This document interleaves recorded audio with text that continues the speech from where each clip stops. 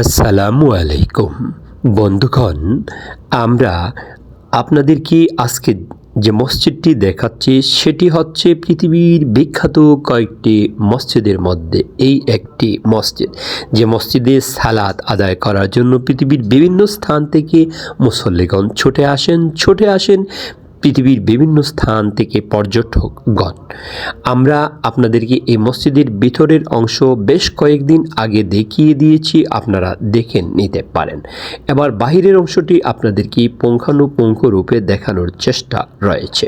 বন্ধুগণ, এখানে একটি পার্ক রয়েছে এবং খেলার মাঠ রয়েছে, যেখানে ছোট বাচ্চারা খেলাধুলা করে এবং আজান হলেই তারা ছুটে আসে নামাজের জন্য। এই সেই খেলার মাঠ বা পার্ক।